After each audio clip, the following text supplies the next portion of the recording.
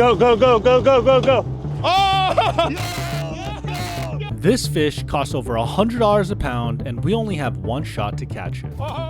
It's called the Copper River King Salmon, the most elusive and expensive salmon in the world. Fishermen risk their lives during a 4-week window just for a chance to catch it. Why? Because it's the Wagyu of salmon. The Copper River King Salmon, the most expensive salmon in the world. They've got the longest journey to return home, over 300 miles. So their entire life when they're out living in the ocean, they're just eating, getting as fat as possible so they can make that journey home to spawn. And by the end of this video, we're gonna answer 2 questions. What makes Copper River King Salmon so special, and is it worth the price?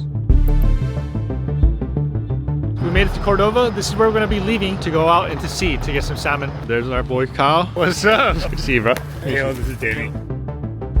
You fish all day, you burn $1,000 worth of fuel and you catch 10 to 20 fish. That's the crazy thing about this industry is like every man for himself out here. You see like hundreds of boats out here. Everybody's got to make a living. Before we could even cast a net, we had to prep. Ice, gas, gear, everything. I'm either going to throw this up or it's going to keep me from throwing up.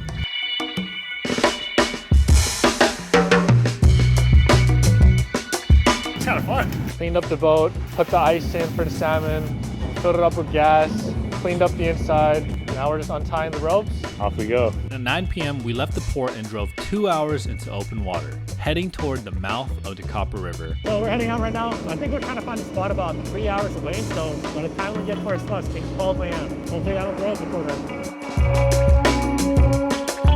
Got the golden fish. Just to leave, you know, $1,000 of fuel, a couple hundred for like net mending gear. So at least gotta make 1,500 to break even. And that's if you don't have your breakdown. Surrounded by hundreds of other fishermen eager to start fishing, we anchor down and prepare for the night. It's like an army out there, bro. It's a competition. It's us versus them. All these smaller boats that look like ours, these are all fishermen. See that big one over there, the big blue one, and the one with the sodium lights over there? Their job is to support us, offload our fish. Realistically, how many on average would we expect? All right, this is our living situation right here. We have Kyle on the top bunk, Caleb on the bottom bunk, me and Chris right here.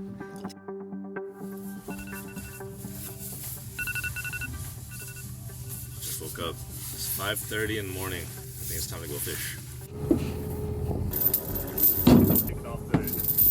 Are you all right? I'm got nauseous now. Throwing up's gonna help you. If I have the urge, I will. By 5 a.m., most boats had already taken off, but ours, our engine wouldn't even start. It turns out there was a fuel leak. I had a leak in my exhaust, my flapper. But thankfully, we had 2 seasoned fishermen on board, and after some quick repairs, we were finally back in it. In the event of an emergency, stay calm, listen to me, you'll be fine. This was.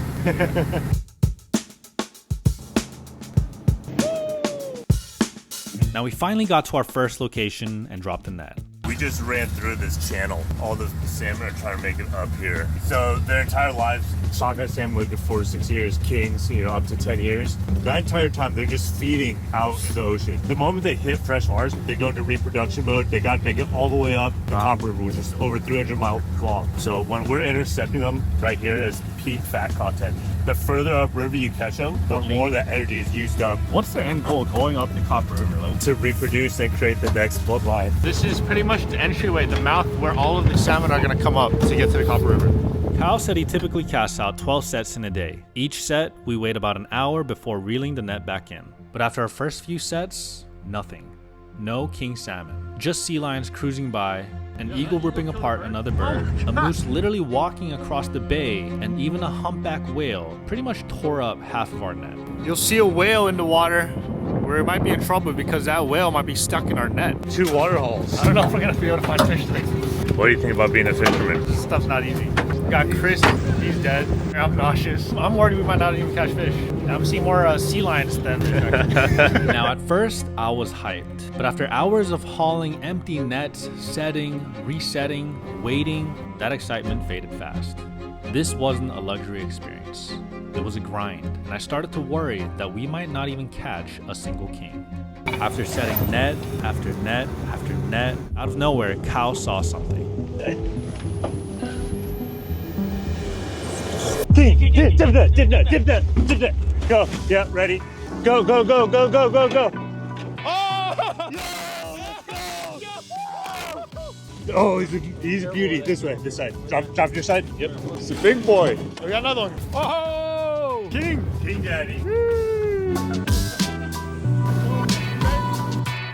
You guys see that splash over there? We caught a salmon. There's our slushy station right here. We put the salmon in so they don't go bad. The moment we caught them, we killed them. We started feeding them immediately. Wow, look at that beauty. So there's a lot of seagulls around the top of the bed, right? So that might be a sign. That's a good sign. I mean, the fish up top, and most likely they're picking its size out. Salmon. Let's go. We got more, baby. Let's go.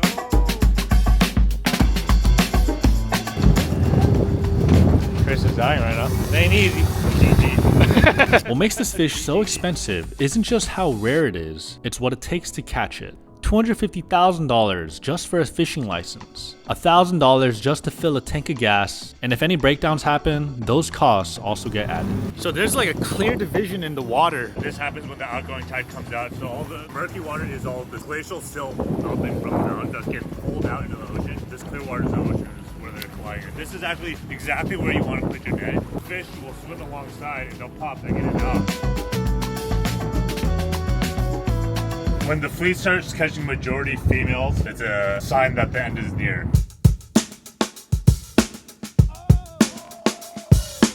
So right now we're delivering our catch to these tenders. We sell our catch directly to our customers as well, whether it's a restaurant chef. We'll pick the best out of our daily catch. We've got one customer who wants 2 sockeyes in portion, vacuum packed and filleted. So we're gonna head back to port, fillet it, vacuum seal it, then flash freeze it, and then send it out to them. This is a very beautiful, nice size Copper River King salmon, but because it has this seal bite out of it, it's not something that we're gonna want to sell to our customers who are paying a premium for the best of the best. So these are things that we're going to be selling off to the tenders.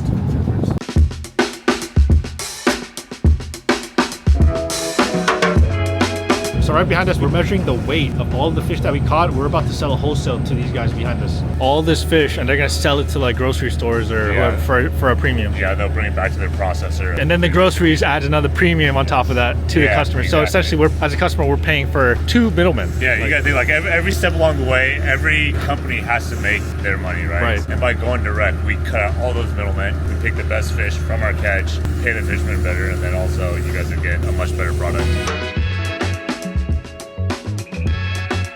So we caught 2 different types of fish. Alaskan king salmon, the sockeye salmon, and this is just a visual, just like, look at the size difference. And this is considered a very, very large sockeye, and this is an average king salmon. This one's probably around 6 to 7 pounds, and this one's 24 pounds. All right, so you guys saw us catch the fish. Now we're gonna process them. It's time to go home. After 26 hours battling waves, breakdowns, and back pain, we finally came back to land. But now it was time to answer the real question. Was the most expensive salmon in the world actually worth it? If you want to maintain quality fish, cut out the gills, cut out the guts as soon as possible. Bloodline, all the impurities out. So many people comment on our photos, Photoshop. Photoshop or like red dye 40. So right here we have salmon from the grocery store and salmon that we just got from the ocean. You know, the thing about wild caught, it's a label that a lot of grocery stores use, but this salmon was caught about 8 months ago, 10 months ago? Who knows? There's no requirement to have the catch date. What it comes down to is just having a trusted source that you can rely on. Visually, there's huge difference. Both wild, but completely different. Just because you see wild caught in the label at grocery stores, it doesn't mean a thing, because wild caught essentially just means it was in the water once in its lifetime. There's 300 guys here who fish, so unless you know one of us, we're that intersection. To get fresh wild caught salmon, where do we gotta go? aksalmonco.com. We'd love to be your personal fisherman.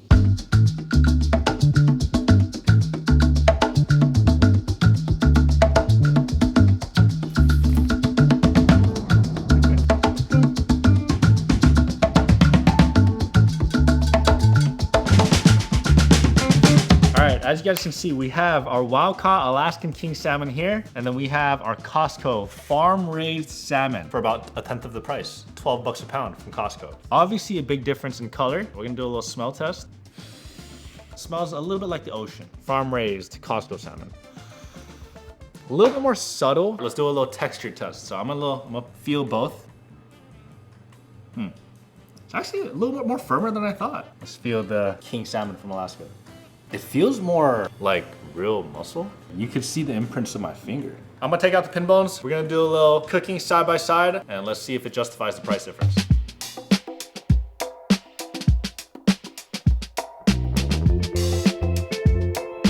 Okay, so the first thing we're gonna do is we're gonna have a little curing mix, some salt and some sugar.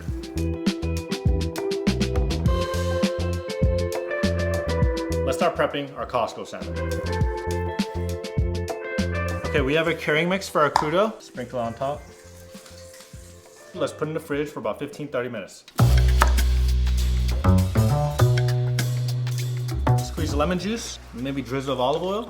I'm gonna taste both, and we're gonna see if it's worth it. This is the wild caught Alaskan king salmon here, and here is our Costco. $12 a pound versus $120 a pound.